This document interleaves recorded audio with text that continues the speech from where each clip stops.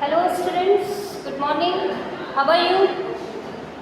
Yes बेटा, इसके पहले के लेक्चर में हम लोगों ने टेंसेस की बात की थी, है ना। अब यहाँ पर हम लोग आज से स्टार्ट करेंगे एक दूसरा topic, that is tense. No now what is tense?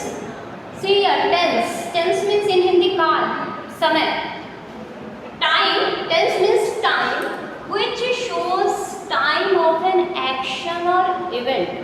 Time, काल, कैसा काल?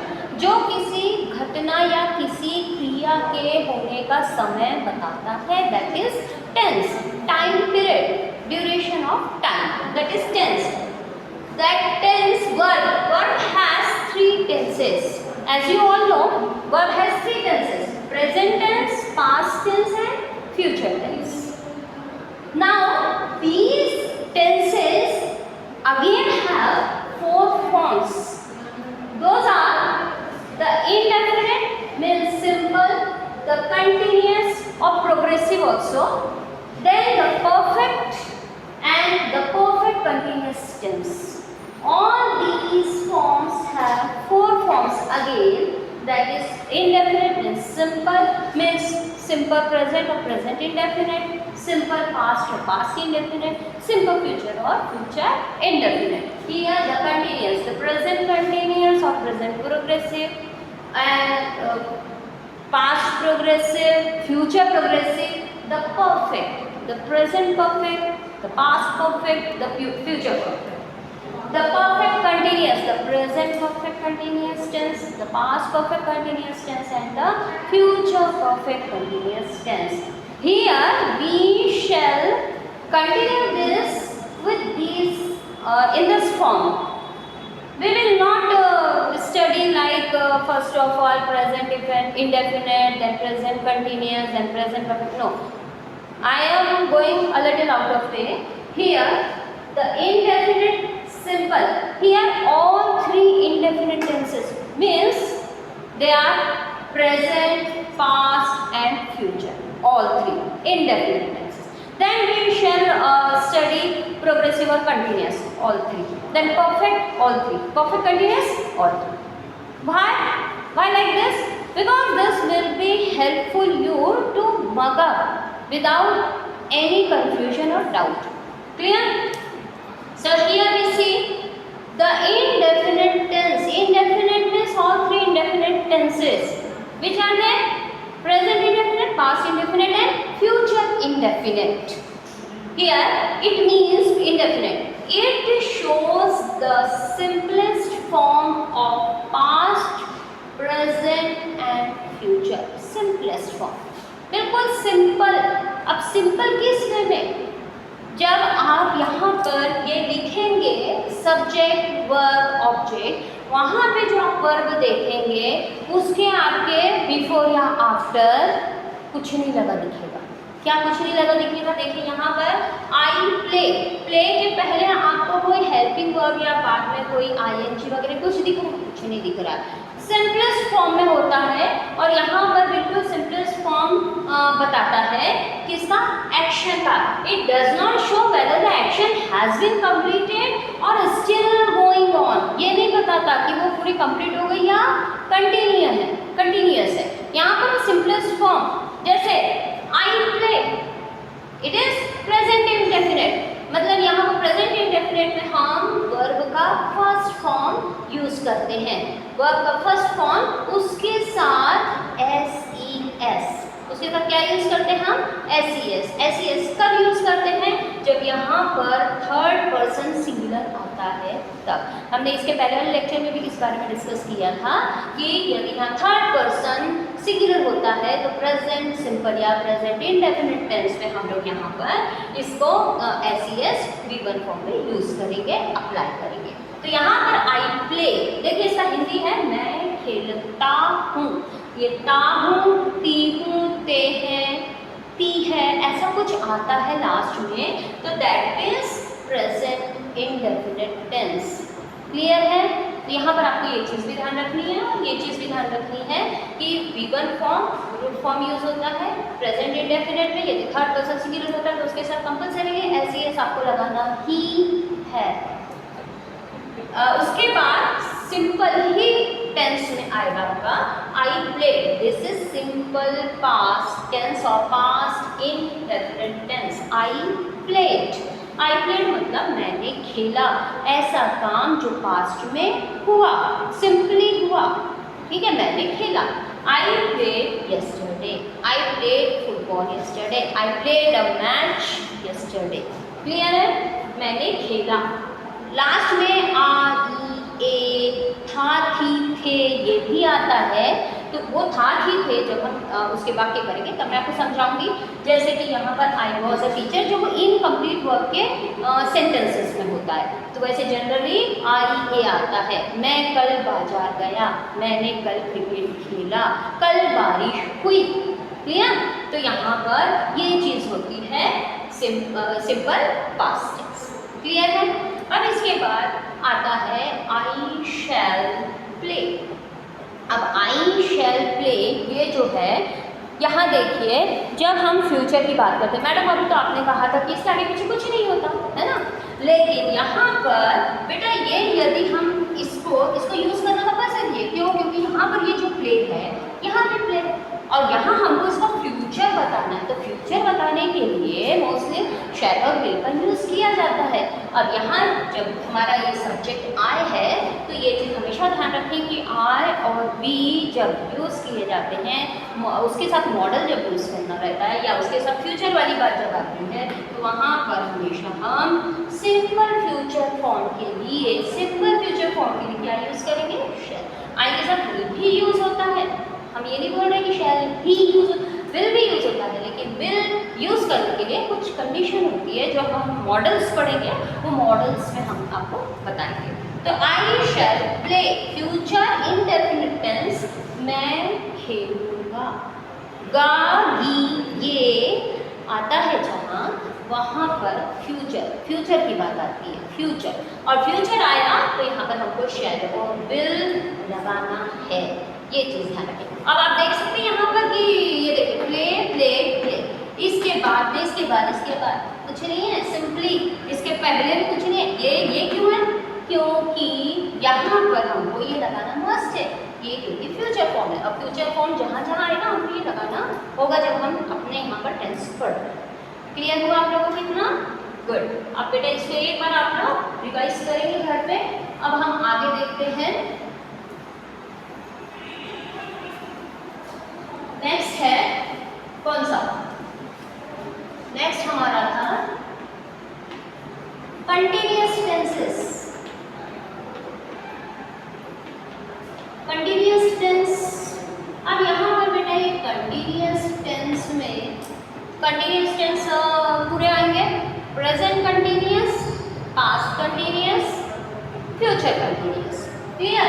तो यहाँ पर नंबर 1 जब प्रेजेंट कंटिन्यूअस की बात करूँगी मैं, अब ये कंटिन्यूअस क्या होते हैं? कंटिन्यूअस टेंसेस में ये होता है कि the action is still going on, है ना, अभी तो क्रिया हो रही है, तो वहाँ पर पास्ट से लेकर अब तक वो क्रिया हो रही है, दैट इज कंटिन्यूअस। कंटिन्यूअस का एक और नाम है, क्या है? प्रोग्रेसिव। ठीक है, कंटिन्यूअस टेंस का एक और नाम होता है प्रोग्रेसिव या इम्परफेक्ट। यहाँ मैं आपकी समझ के लिए लिख दूँ, प्रोग्रेसिव और imperfect tense.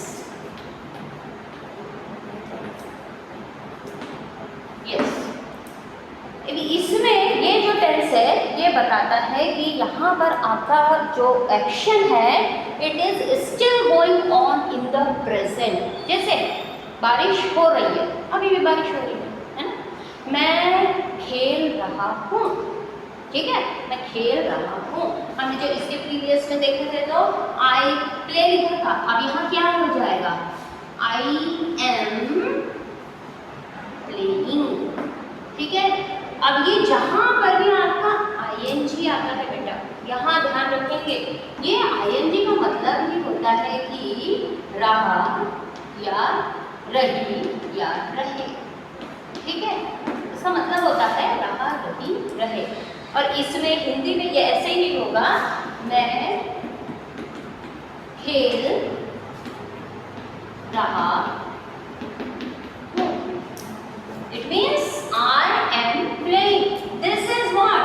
This is present progressive tense. Clear? This is present progressive tense.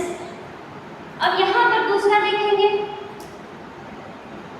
I past की बात आ रही है, पास्ट मतलब हो चुका, यानी I was playing cricket और I was playing, मैं खेल रहा था। इसका मतलब रहा था, रही थी, रहे थे। यहाँ रहा हूँ, रही हूँ, रहे हैं। क्लियर है? तो यहाँ ये कौन सा हुआ? पास्ट कंटिन्यूअस और प्रोग्रेसिव टेंस। तो यहाँ आपको एक चीज़ हमेशा ध्यान रखनी है कि जहाँ भी आपको हिंदी में बोला रहा, रही, रहे, तो आपको यहाँ पर V1 के साथ ing मेन वर्ब में लगाना है। और बेटा यदि आपका वो प्रेजेंट रहेगा तो is am are plus V1 ing, past रहेगा तो was were plus V1 ing। Clear है? अब फ्यूचर की बात करते हैं, तो फ्यूचर में आई शैल, मैंने बोला था वो कि यदि आप फ्यूचर की बात करते हैं, भविष्य की बात करते हैं, तो उसमें आपको विल शैल लगाना पड़ेगा। तो आई शैल, अब यहाँ पर मैं प्लेइंग लिखूँ, है ना, वो तो लिखना ही पड़ेगा मुझे। क्यों? क्योंकि मैंने अभी बताया है कि यदि प्रोग्रेसिव टेंस रहता है तो उसमें ing लगता है V1 के साथ। लेकिन एक चीज़ है कि ये जो शैल है, शैल या विल के साथ हमेशा V1 फॉर्म यूज होता है, हमेशा हर मॉडल के साथ V1 फॉर्म यूज होता है। लेकिन यहाँ पर अब हमको ये भी लगाना, तो फिर अब यहाँ हमको बी यूज करना। क्लियर है? आई शैल बी प्लेइंग। तो अब इसका क्या होगा? मैं खेल रहा होऊंगा, है ना, मैं खेल रहा होऊंगा। आई शैल बी प्लेइंग। ऐसी क्रिया जो फ्यूचर में भी कंटिन्यू हो रही है, तो ये होगा कौन सा?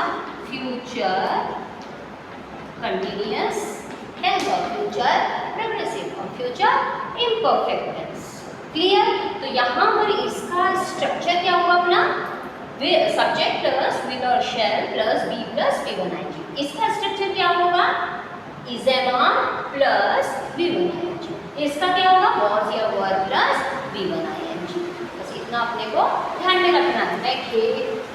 मैं खेल रहा होऊंगा। क्लियर है? इतना समझ में आया? प्रोग्रेसिव। अब इसके बाद हम लोग देखेंगे कौन सा? इसके बाद हमारा आता है perfect tense. Yes, perfect tense number C. अब इसमें बेटा हम लोग पूरे परफेक्ट टेंसेस की बात करेंगे। कौन सा? Present perfect, past perfect and future perfect. Perfect मतलब जो एक्शन पूरी तरह से हो गया हो, इस चीज को बताता है। जैसे this tense shows, this shows and this shows a complete action और इवेंट। कंप्लीट एक्शन और इवेंट मीन्स जो काम पूरा हो चुका है, इसको बोलते हैं पूर्ण काल। चाहे वो पूर्ण वर्तमान काल हो, चाहे पूर्ण भूतकाल हो, चाहे पूर्ण भविष्य काल, वो एक्शन पूरी तरह से कंप्लीट हो चुकी है, तो इसको बोलते हैं परफेक्ट टेंस। एक चीज़। अब दूसरी चीज़, इसमें जब भी परफेक्ट टेंस की बात आती है तो यहाँ पर आप लोगों को ये याद रखना है कि इसमें हैज़, हैव, ये तीन चीज, हैज़, हैव, हैड, ठीक है, ये तीन चीज आप लोगों को हमेशा ध्यान रखनी, कुछ ना कुछ तो एक आएगा ही। क्लियर है? जैसे यहाँ पर आई, कोई प्ले वाले सेंटेंस लेते हम लोग। आई हैव प्लेड यहाँ पर इसका होता है चुका, चुकी या चुके, ठीक है। तो ये चुका चुके चुके जो होता है मतलब वो काम पूरा हो चुका है। आई हैव प्लेड, अब यदि यहाँ थर्ड पर्सन होता तो हम क्या लगाते हैं, यहाँ हमने पिछले लेक्चर में क्लियर किया है कि थर्ड पर्सन होता है क्या लगाना चाहिए, HAS हैज, है ना। तो वहाँ पर हम हैज लगाएंगे, ही हैज प्लेड, बस इतना ध्यान रखना। तो वो हैज, हैव, हैड। तो यदि प्रेजेंट परफेक्ट है तो ये कौन सा हुआ, प्रेजेंट परफेक्ट टेंस यदि है आपका तो आप हैज और हैड लगाएंगे। हैज कब लगाएंगे, जब थर्ड पर्सन सिंगुलर है, अदरवाइज हम लोग ऑल पर्सन को क्या लगाएंगे, हैव लगाएंगे। क्लियर है। तो यहाँ पर इसका हिंदी ट्रांसलेशन होगा, मैं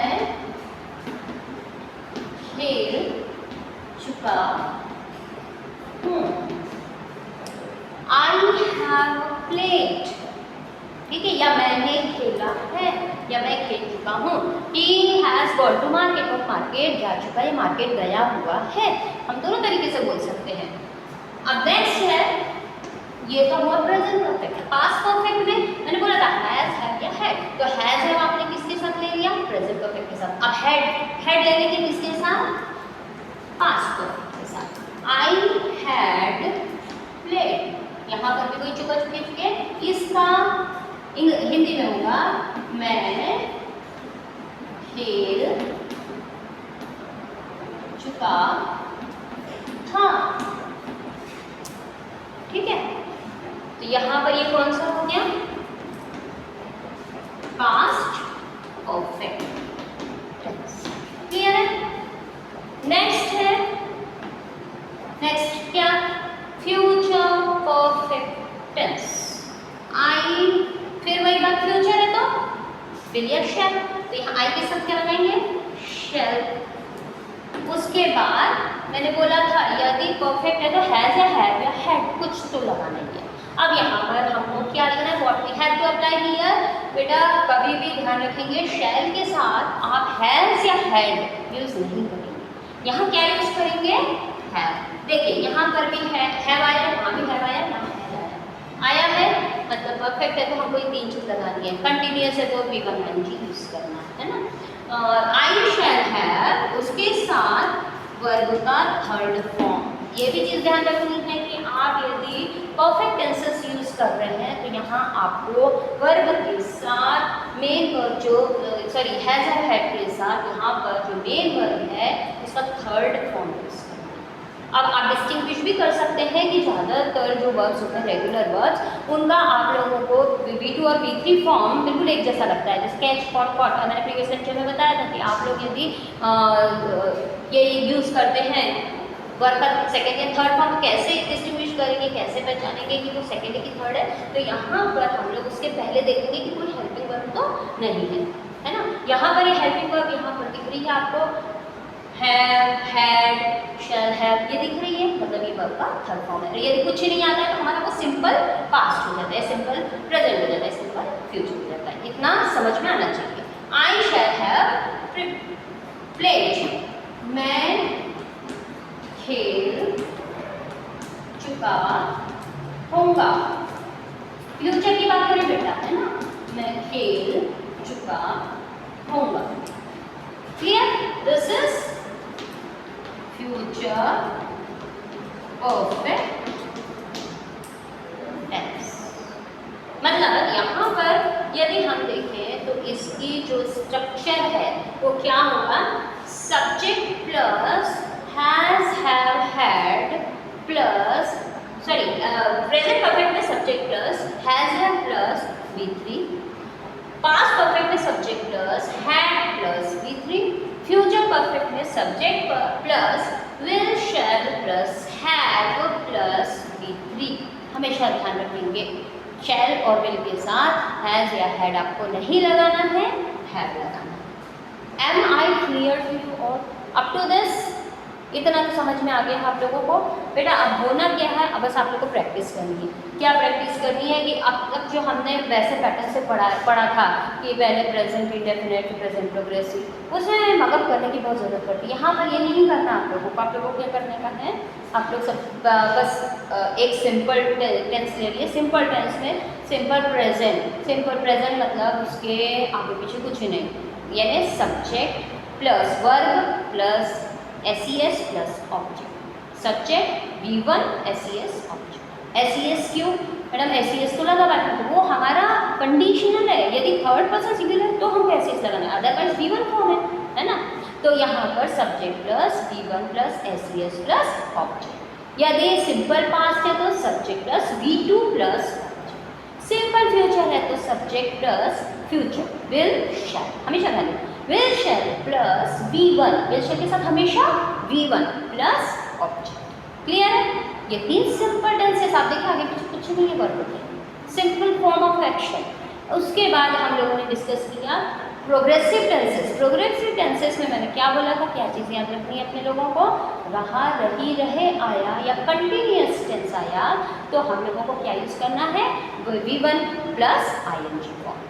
और ING फॉर्म V1 में ही लगता है ना, V2 वगैरह में नहीं लगता। V1 plus ING form. तो यहाँ हम लोगों का स्ट्रक्चर होगा प्रेजेंट कंटिन्यूअस है यदि तो V1 ING तो लगा नहीं है। प्रेजेंट कंटिन्यूअस है तो is am are plus V1 ING, मतलब subject plus is am are plus V1 ING plus object. और यदि पास्ट है तो subject plus was were plus V1 ING plus.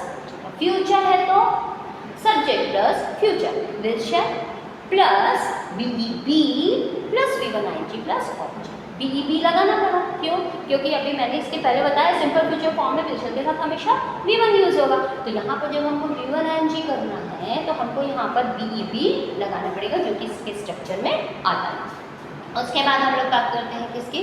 Perfect tenses की। तो परफेक्ट टेंस में फिर कोई प्रेजेंट परफेक्ट, जहाँ परफेक्ट की बात आती है, चुके की बात आती है, वहाँ पर हमको हैज़ या हैव या हैड, 3 में से कोई एक यूज़ करना है।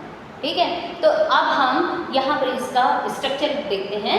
सब्जेक्ट प्लस हैज़ है प्लस V3 प्लस ऑब्जेक्ट, यदि प्रेजेंट परफेक्ट टेंस है तो। ठीक है, present perfect subject plus has है प्लस V3। परफेक्ट टेंस में हमेशा वर्ब का थर्ड फॉर्म यूज होता है, मतलब पास्ट पार्टिसिपल यूज होता है, तो प्लस ऑब्जेक्ट। अब हैज़ है कैसा? यदि सब्जेक्ट थर्ड पर्सन में है तो हैज़ और अदर पर्सन है तो हैव। नेक्स्ट आता है पास्ट परफेक्ट टेंस, उसमें subject plus had plus V3 plus object. इसमें कोई प्रॉब्लम नहीं होती है, इसमें आपको हैज़ का दिक्कत नहीं है, पर्सन का दिक्कत नहीं है, सब पर्सन में बस हैड ही लगता है। उसके बाद फ्यूचर परफेक्ट टेंस, तो यहाँ फ्यूचर है तो विल शैल, और परफेक्ट है तो उसके साथ 3 में से कोई एक वर्ड हैज़ या हैव हैड। मैंने बोला विल शैल के साथ हैज़ और हैड नहीं लगता, क्या लगेगा? Have, HAVE। तो subject plus will shall plus have plus V3 plus object. Clear हुआ इतना?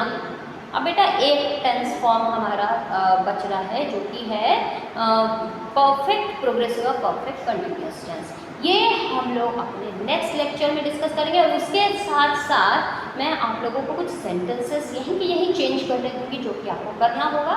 वो चेंजेस हम नेक्स्ट लेक्चर में देखते हैं। ठीक है, अब आप लोग इतना अपने नोटबुक में राइट डाउन करिए, इसको मगअप करिए।